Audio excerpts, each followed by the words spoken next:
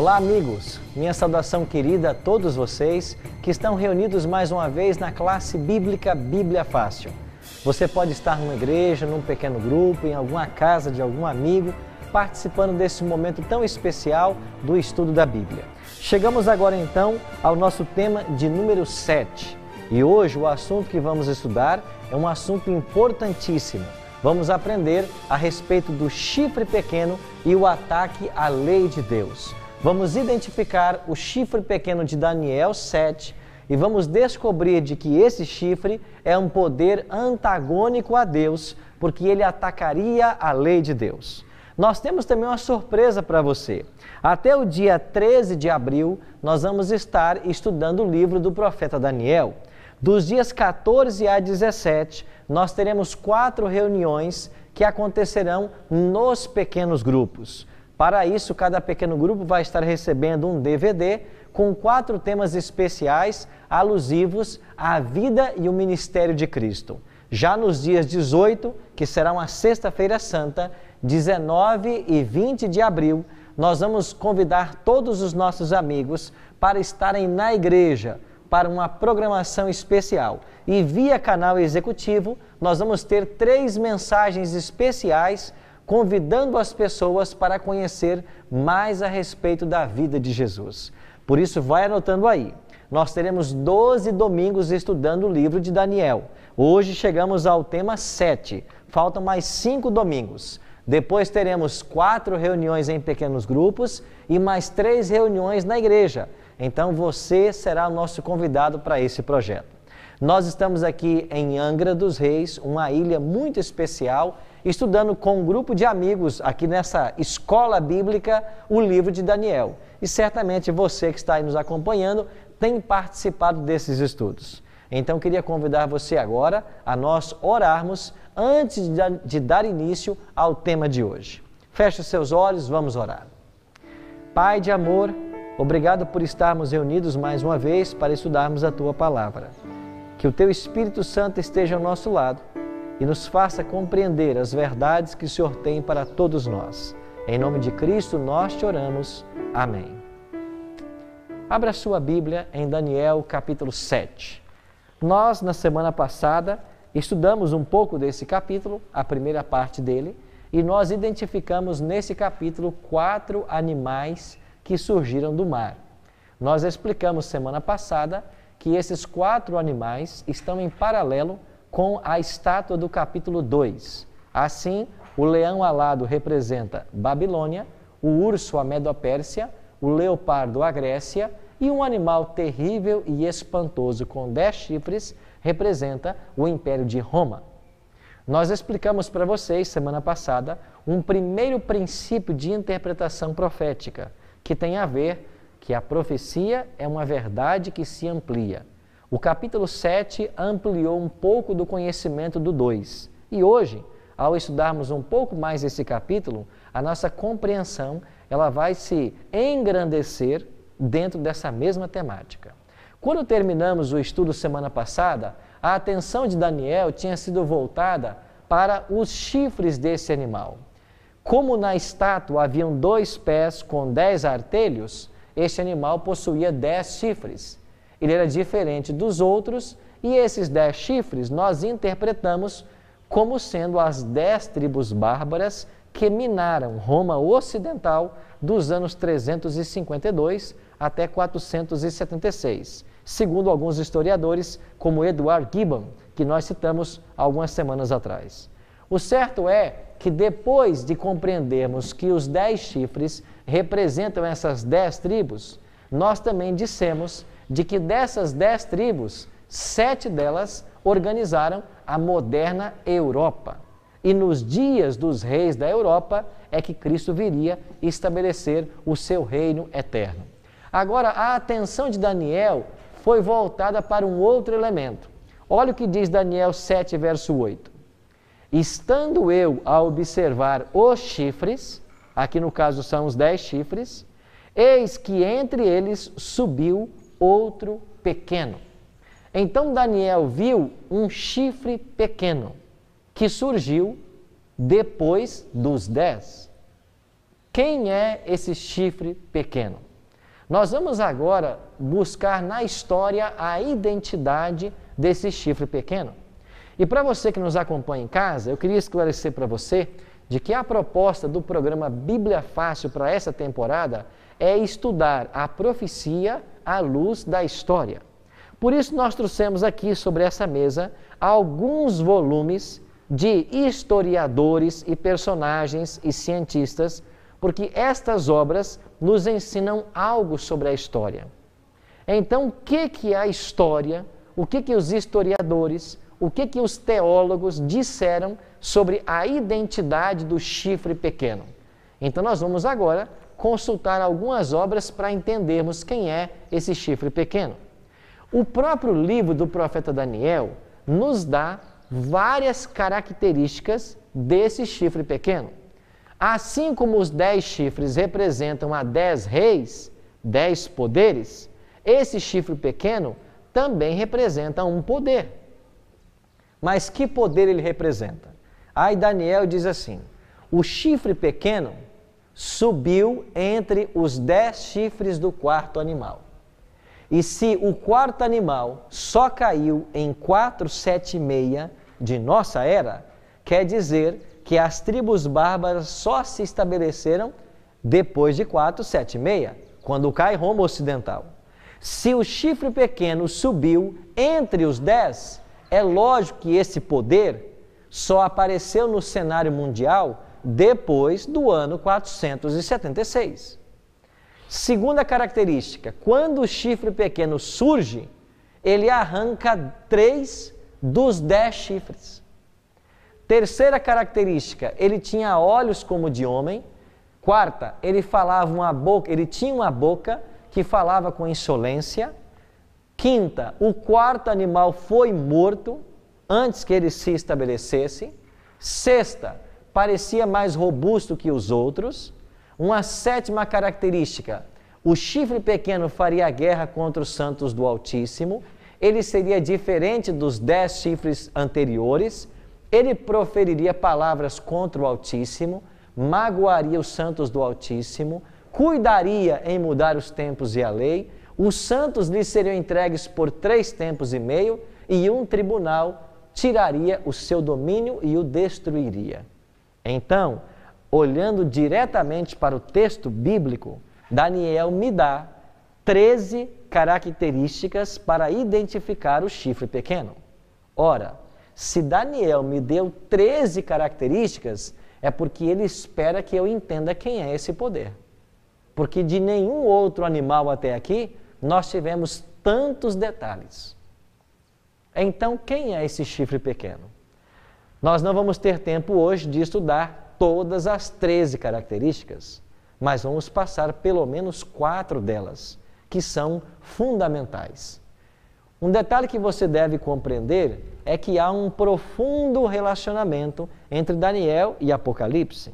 E este chifre pequeno de Daniel 7 é o mesmo poder de Apocalipse 13.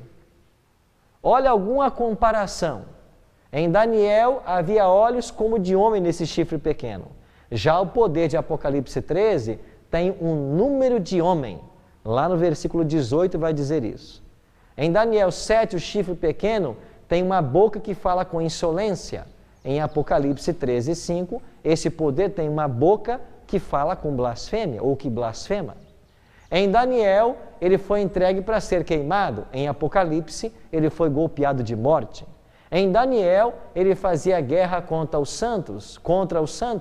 Em Apocalipse, ele peleja contra os santos. Em Daniel, ele profere palavras contra o Altíssimo. Em Apocalipse, ele blasfema contra Deus. Em Daniel, o chifre pequeno muda os tempos e a lei. Em Apocalipse, ele difama o tabernáculo. E é no tabernáculo que estavam a lei de Deus, os 10 mandamentos. Em Apocalipse, em Daniel, ele age por 3 tempos e meio. Em Apocalipse, ele age por 42 meses. Que nós vamos descobrir hoje que se trata da mesma coisa. Quem disse ser Isaac Newton esse chifre pequeno? Nós temos essa obra em nossas mãos, já traduzida para o português. Aqui está ela, as profecias de Daniel e Apocalipse.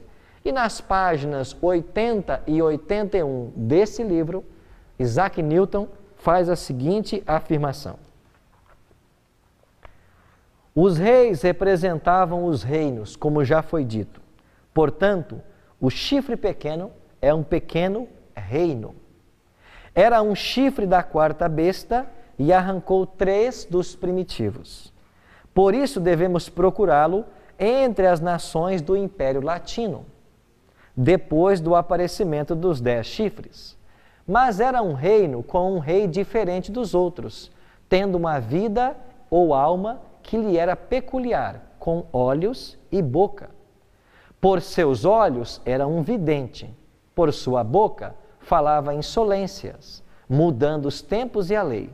Era ao mesmo tempo um profeta e um rei. E Newton conclui: tal vidente, profeta e rei é a Igreja de Roma. Isaac Newton está dizendo de que o chifre pequeno de Daniel 7 e Apocalipse 13, que vimos ser o mesmo poder, é a Igreja de Roma. Será que ele está sozinho nessa interpretação? Vamos voltar um pouco mais na história, porque esta obra de Isaac Newton foi publicada em 1733.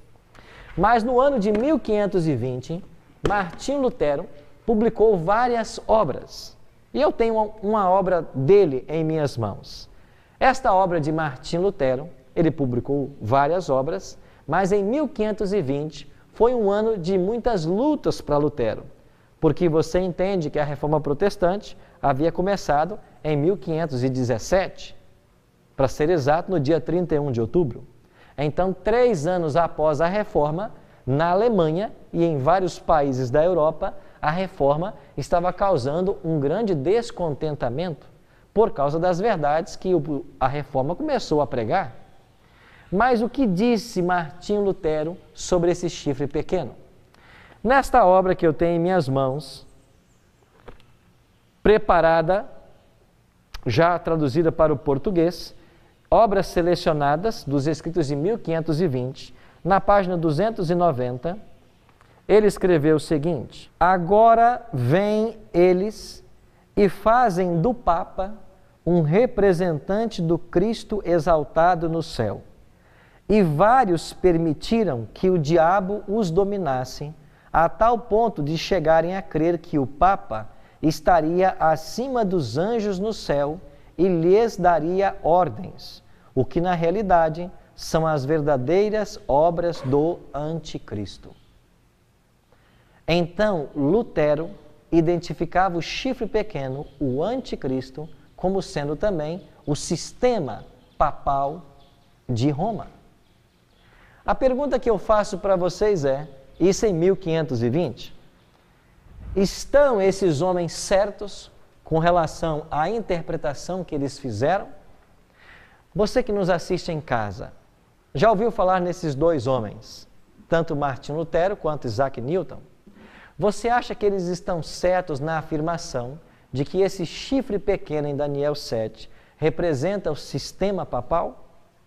Vamos então dar uma olhada nas características que a Bíblia apresenta sobre esse poder à luz da história para descobrirmos se isso é verdade ou não? Pois bem, eu queria analisar com vocês algumas características. A primeira delas aparece em Daniel, capítulo 7, verso 8. Olha a primeira parte do verso 8. Estando eu a observar os chifres, eis que entre eles subiu outro pequeno, diante do qual 3 dos primeiros chifres foram o quê? Arrancados. O chifre pequeno, para se estabelecer, ele arrancou 3 dos 10 chifres do quarto animal. Nós já aprendemos aqui de que esses 10 chifres do quarto animal representam as 10 tribos bárbaras que derrotaram o Império Romano. Agora, Daniel 7,8 está dizendo que quando o chifre pequeno surgisse, ele arrancaria 3 daqueles 10. Quando nós vamos para a história, nós descobrimos de que os vândalos, os ostrogodos e os érolos foram 3 tribos arianas. O que significava uma tribo ariana? era uma tribo que não se submetia à autoridade da igreja romana, mas seguia um herege dos primeiros séculos da história cristã, chamado Arion. Esse homem chamava-se Arion, e ele deu origem a um segmento chamado arianismo. Estas tribos eram arianas, porque elas não aceitavam a autoridade da igreja romana, mas aceitavam a autoridade dos arianos. Para que o papado pudesse se estabelecer no território da Europa, especificamente na Itália, ele não podia ter essas tribos dominando. E exatamente foi isso que aconteceu.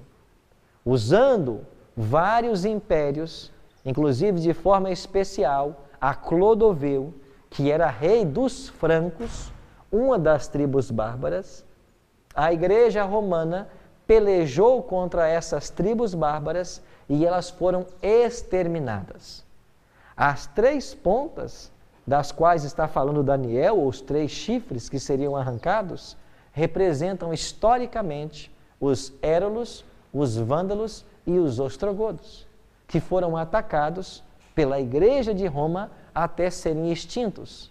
Já as outras 7 tribos se submetiam à autoridade de Roma, por isso elas não foram atacadas. Inclusive, estas outras tribos, de forma especial os francos, ajudou na destruição dessas 3 tribos bárbaras.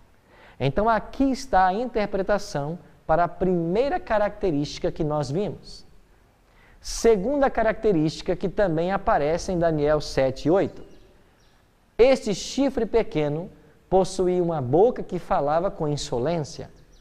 Quando você vai para Apocalipse capítulo 13, e nós já vimos aqui se tratar do mesmo poder, lá no versículo 5, é dito que foi-lhe dada uma boca que proferia arrogâncias e blasfêmia. Então, a segunda característica desse chifre pequeno, das 13 que Daniel fornece, é que esse chifre possuía uma boca que falava insolências e blasfêmia. Agora eu faço uma pergunta para você que me assiste em casa. O que é blasfêmia? O que significa o chifre pequeno falar blasfêmias? Vamos deixar que a Bíblia nos responda? Porque a melhor forma de compreender a Bíblia é deixar que ela mesma se interprete. Então vamos ler alguns textos do Evangelho para entendermos o que é blasfêmia. Eu quero começar com Marcos, no capítulo 2, versos 5 a 7.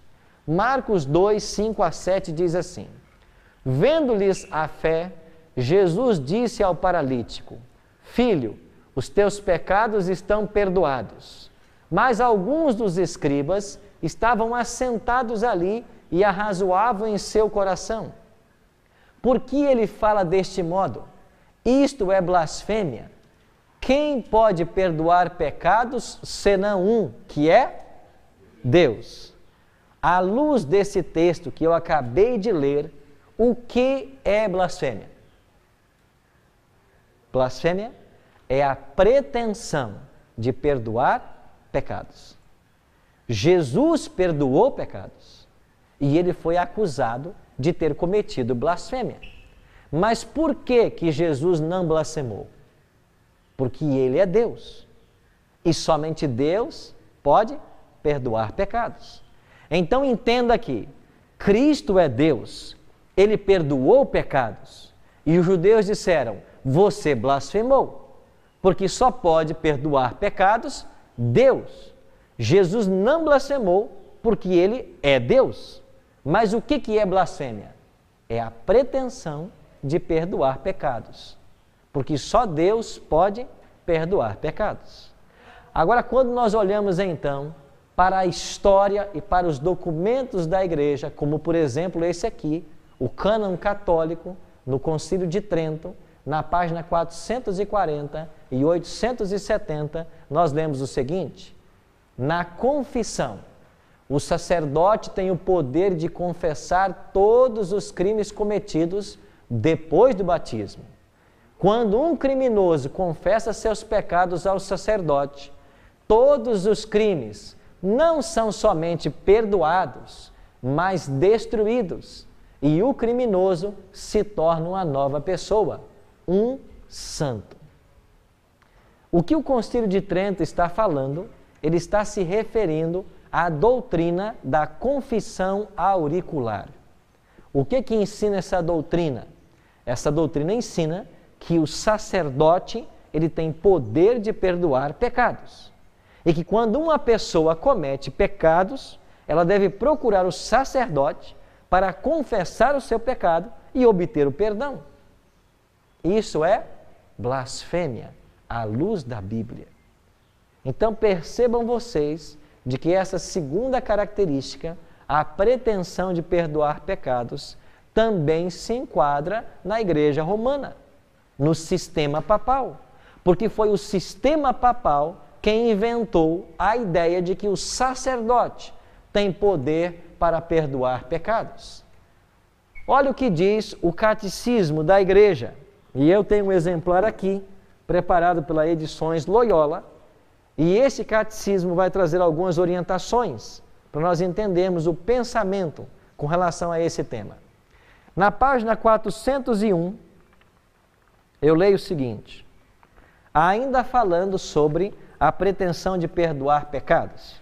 Página 401. A declaração dos pecados ao sacerdote constitui uma parte essencial do sacramento da penitência. Os penitentes devem, na confissão, enumerar todos os pecados mortais de que têm consciência, depois de examinar-se seriamente, mesmo que esses pecados sejam muito secretos e tenham sido cometidos somente contra os 2 últimos preceitos do Decálogo. E na página 403 ele continua: como Cristo confiou aos seus apóstolos o ministério da reconciliação, os bispos, seus sucessores, e os presbíteros, colaboradores dos bispos, continuam a exercer esse ministério. De fato, são os bispos e os presbíteros que têm, em virtude do sacramento da ordem, o poder de perdoar todos os pecados. Então, o Catecismo Romano está ensinando que o sacerdote, ele tem o poder de perdoar todos os pecados. Enquanto que a Bíblia declara, em 1 Timóteo 2, verso 5, de que só há um mediador entre Deus e os homens, Jesus Cristo, homem. E em 1 João 1, 9, João nos ensina: se confessarmos os nossos pecados, Ele, Jesus, é fiel para nos perdoar os pecados e nos purificar de toda injustiça. A Bíblia é clara em dizer: só Deus pode perdoar pecados. E a pretensão de perdoar pecados é uma característica do chifre pequeno, vista no sistema papal, como acabamos de ler. Terceira característica, ou melhor, ainda dentro do tema da blasfêmia, o que mais é blasfêmia, além de perdoar pecados? João 10, 30 a 33. Palavras do Senhor Jesus Cristo. Eu e o Pai somos um. Novamente pegaram os judeus em pedras para lhes atirar. Disse-lhe Jesus: tenho-vos mostrado muitas obras boas da parte do Pai. Por qual delas me apedrejais? Responderam-lhe os judeus: não é por boa obra que te apedrejamos, e sim por causa da blasfêmia, pois sendo tu homem, te fazes Deus a ti mesmo. À luz desse texto, o que é blasfêmia? É a pretensão de ser Deus. Jesus disse em João 10, 30, eu e o Pai somos um. Essa frase significa, eu e o Pai somos iguais.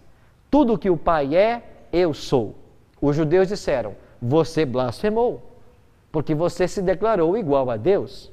Jesus não blasfemou, porque Ele é Deus. Mas qualquer outro ser, a não ser Cristo, que se declarasse Deus, está blasfemando.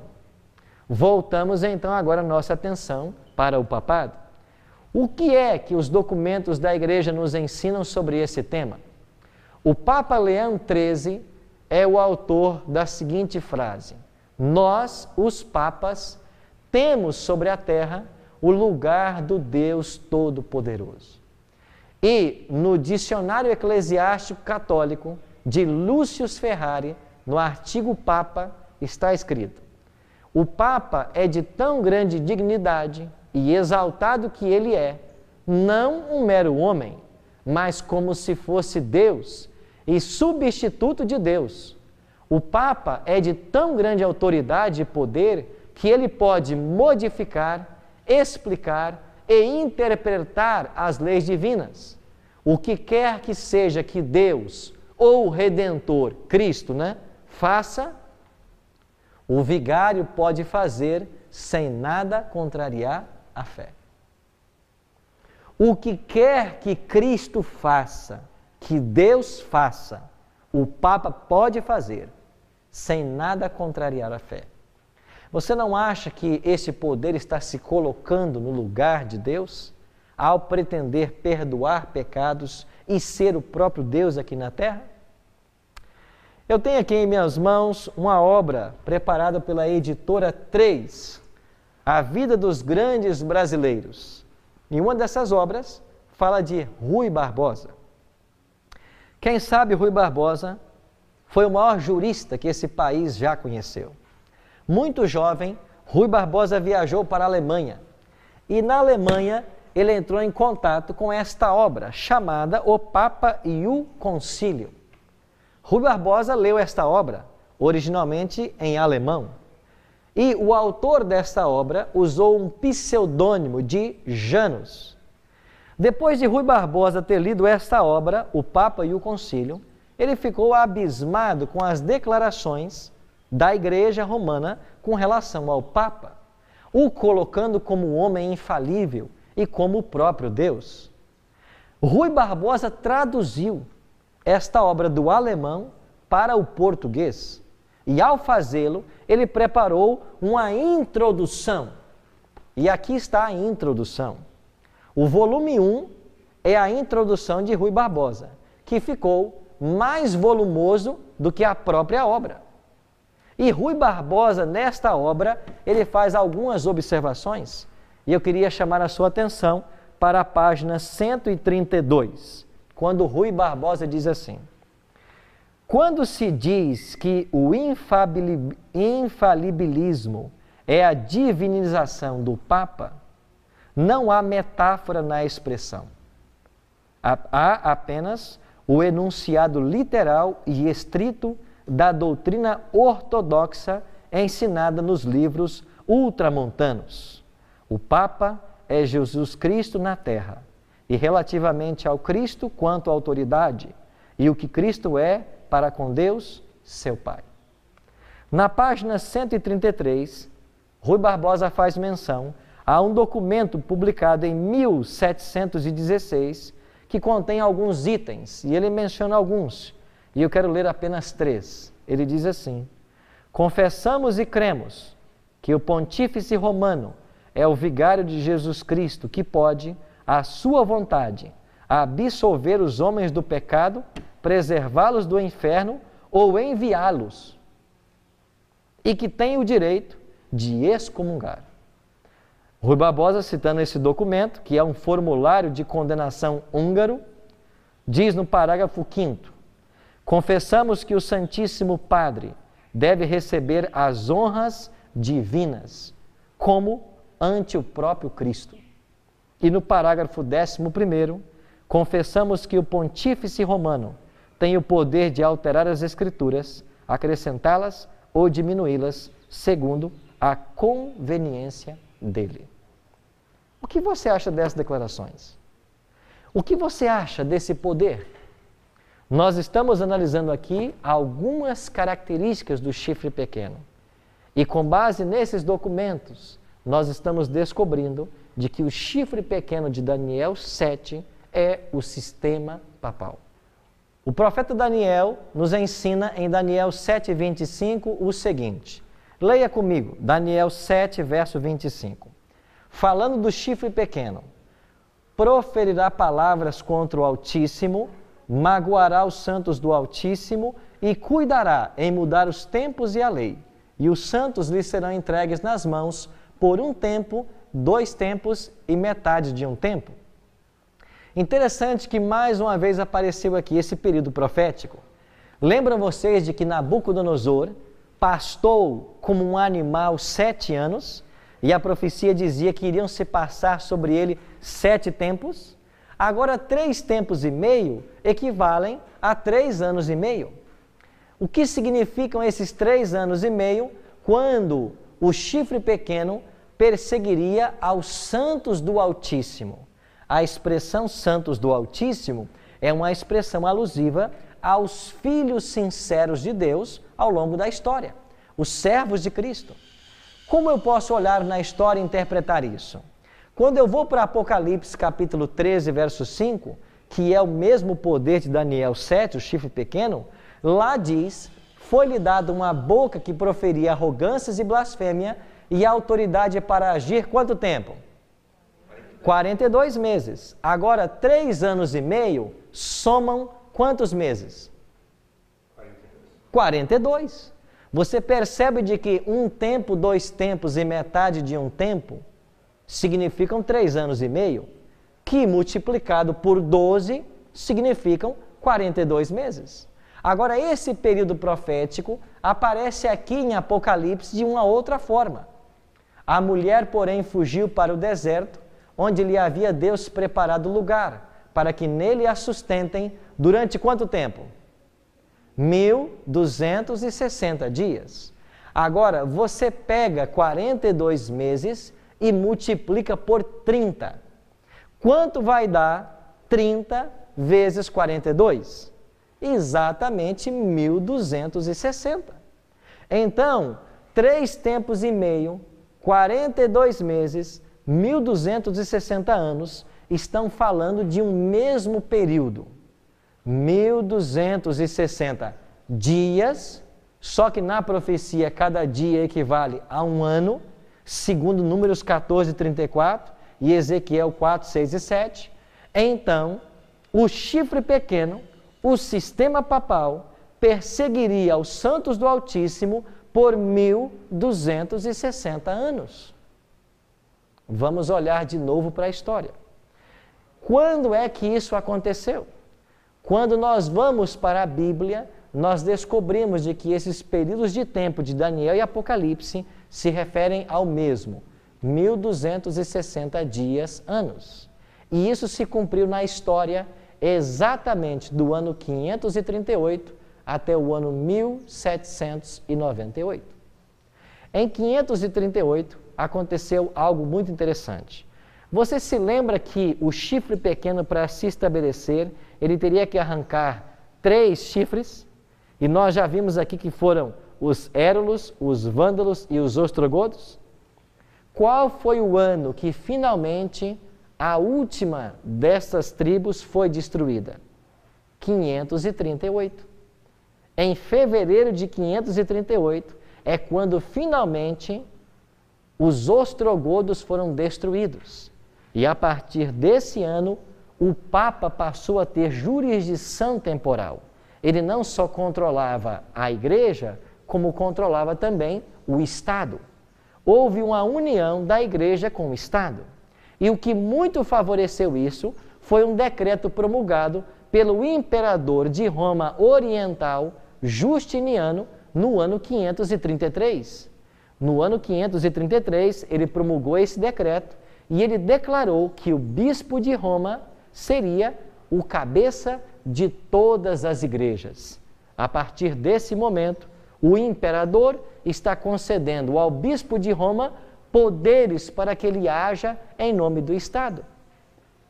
E a partir de 538, por 1260 anos, o sistema papal perseguiu aqueles que eles chamavam de hereges ou dissidentes.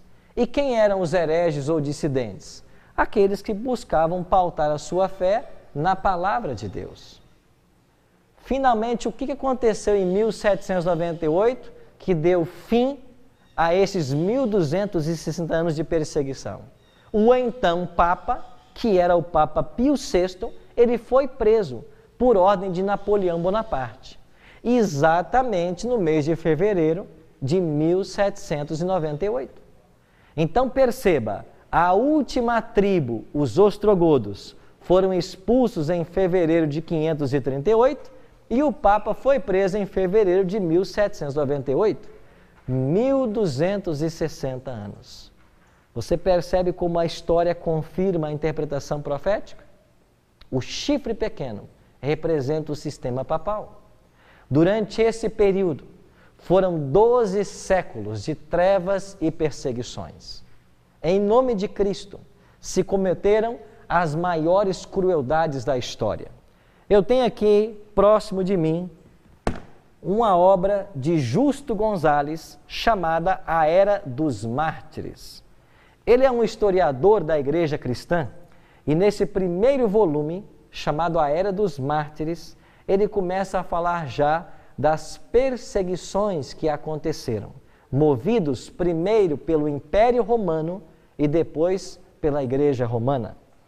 Existe uma outra obra de Earl Cairns, O Cristianismo através dos séculos. E nesta obra é colocado justamente o período de perseguição que os cristãos enfrentaram. E eu já mostrei para vocês uma outra obra chamada O Livro dos Mártires, de John Foxe, que fala também das pessoas que durante esse período perderam suas vidas por amor a Cristo. Existe uma obra de Dr. Célio Roberto Stanger, que é um jurista do Estado do Espírito Santo, e ele escreveu esta obra, Da Inquisição à Liberdade Religiosa no Raiar do Novo Milênio. E ele trata sobre o direito de liberdade religiosa que não foi tido por estes durante a Idade Média. E no século XII ou XIII foi instituída a pior instrumentalidade do sistema papal, a chamada Santa Inquisição, o Tribunal do Santo Ofício, um sistema que foi montado para julgar as pessoas. E uma vez declaradas como hereges, elas deveriam ser torturadas e mortas. Segundo alguns historiadores, nesse período de 12 séculos, morreram 150 milhões de cristãos. O chifre pequeno estava atacando os santos do Altíssimo. E esta perseguição só foi interrompida com a prisão do Papa Pio VI por ordem de Napoleão Bonaparte em 1798. Uma quarta característica: este poder mudaria os tempos e a lei. Continuando o mesmo texto, Daniel 7:25. Proferirá palavras contra o Altíssimo, magoará os santos do Altíssimo e cuidará em mudar os tempos e a lei. Como que o sistema papal mudou a lei de Deus? 3 mudanças o sistema papal fez na lei de Deus. Primeiro, exclusão do 2º mandamento. Eu tenho em minhas mãos aqui o catecismo. E quando você pega aqui o catecismo, na página dos mandamentos de Deus, e você faz uma comparação entre os mandamentos, você percebe de que no catecismo não aparece mais o 2º mandamento da lei de Deus, que aparece lá em Êxodo, capítulo 20, versos 3 a 17. E o 2º mandamento diz assim: não farás para ti imagem de escultura. Esse mandamento não aparece mais no catecismo. Se você pega o 4º mandamento na lei de Deus, Êxodo capítulo 20, versos 8 a 11, lá diz claramente: lembra-te do dia de sábado para o santificar. Mas o catecismo não apresenta mais o sábado, apresenta guardar domingos e festas. E como foi tirado o 2º mandamento, eles ficaram apenas com 9. Para voltar a ter 10, eles pegaram o 10º mandamento e dividiram em 2. Então, quais foram as 3 alterações que a lei de Deus sofreu? Exclusão do 2º mandamento, mudança do sábado para o domingo e a separação do 10º mandamento em 2 mandamentos. Resultado, a lei de Deus foi alterada. Eu tenho aqui também uma tese doutoral preparada pelo pastor Samuel Baquioc, doutor em teologia e que faleceu alguns anos passados. A tese que ele escreveu chama-se Do Sábado para o Domingo. Está em inglês, essa é uma tese original, e essa tese foi defendida na Pontifícia Universidade Gregoriana em Roma, e lá mesmo publicada no ano 1977. Esse doutor em teologia fez uma análise histórica e sabe o que ele concluiu nesta obra? De que a mudança do sábado para o domingo ao longo da história foi uma obra efetuada pela Igreja Romana. Esta foi a sua proposta de tese. A Igreja Romana foi quem mudou o sábado para o domingo, e essa tese foi publicada pela Universidade Gregoriana em Roma, e ela foi publicada com o imprimato do Vaticano. Ou seja, a Igreja Romana nunca negou o fato de que foi ela quem mudou o sábado para o domingo. Isso está não apenas nessa tese doutoral, como aparece no próprio Catecismo da Igreja. Então, essa mudança foi feita. E enquanto Cristo declarou em Mateus 5, 17 e 18, que passaria os céus e a terra, mas as minhas palavras jamais passariam, nem a lei de Deus passaria, o anticristo lutaria para mudar a lei de Deus. Por isso, meus amigos, nós precisamos hoje tomar uma decisão. Qual decisão? A decisão de ficar com a verdade da palavra de Deus ou de ficar com aquilo que os homens estão ensinando. Você que está me assistindo agora, eu antecipei na semana passada de que esta semana nós teríamos revelações surpreendentes. E esta é uma revelação surpreendente. Eu queria que você entendesse muito bem o que eu vou falar agora. Nós temos que separar os católicos do sistema papal. Quando eu estou falando aqui da obra que o sistema papal efetuou, principalmente durante a Idade Média, na mudança da lei de Deus e em outras ações, nós temos que separar o sistema papal da Idade Média dos nossos católicos de hoje. Hoje, dentro da Igreja Católica, você tem muita gente sincera, gente que está buscando conhecer a vontade de Deus, gente que está servindo a Deus com todo o conhecimento que eles possuem. Só que eu preciso dizer para você uma coisa. Como ministro de Cristo, eu não posso ocultar as verdades desse livro. Você não pode continuar crendo no ensino de homens, mas tem que crer no ensino da palavra. E este livro ensina para todos nós de que nenhum ser humano tem poder de perdoar pecados, de que nenhum ser humano pode se declarar Deus aqui na terra, de que nenhum ser humano tem poder para mudar a lei de Deus, como nós provamos historicamente aqui. É por isso, meus amigos, que você tem que buscar conhecer toda a verdade da palavra de Deus. Talvez as verdades que você está ouvindo hoje surpreendam e até choquem você. Eu oro para que o Espírito Santo de Deus esteja aí ao seu lado e possa agora te ajudar na compreensão desse tema, que não é fácil, não é delicado. É um tema muito difícil de ser compreendido. Mas o Espírito Santo, quando chega em nossa vida, ele nos ajuda a compreender tudo o que nós precisamos.